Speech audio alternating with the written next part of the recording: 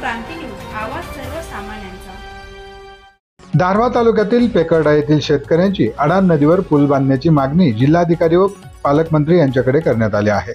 अंदाजे 50 ते 60 शेतकऱ्यांची सुमारे 70 हेक्टर जमीन नदी पलीकडे असून पावसाळ्यात अडाण नदीला वारंवार पूर आल्याने शेतकऱ्यांना शेती कामासाठी मोठा अडथळा निर्माण होतो। दुसऱ्या मार्गाने जावे लागल्यास 8 ते 10 किमीचे अंतर पार करावे लागते। यामुळे शेतात मजूर जात नाहीत तर वन्य प्राण्यांमुळे पिकांचे नुकसान होते।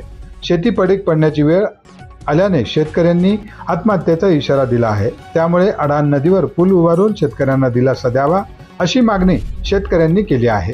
याबाबत आमचे तालुका प्रतिनिधी प्रमोद मटांगे यांनी शेतकऱ्यांशी साधलेला संवाद नक्की बघा।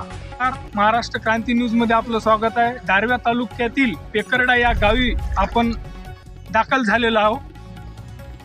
काय समस्या आहे तुमची या नदी संदर्भात? आमची एकच समस्या आहे की आमचे कमीत कमी 100 ते 150 एकर जमीन आमच्या पेकरड्यावासियांची नदीच्या पल्ल्याड आहे।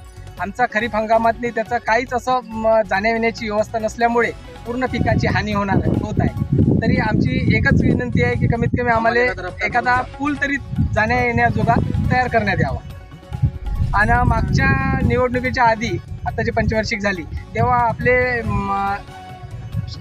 पालकमंत्री संजय राठोडजी यांनी सुद्धा इथे एक आश्वासन दिलं होतं आणि स्पॉटची पाहणी सुद्धा केली होती की इथे पूल तयार करून देऊ म्हणून। ते आतापर्यंत काही पूर्णत्वास झाली नाही आहे। जर आमची मागणी पूर्ण न झाली तर आम्ही यावर तीव्र प्रकारचं आंदोलन करू। आपल्या या गावी पेकरडा या गावी संजयभाऊ राठोडचं भेट दिली आहे का?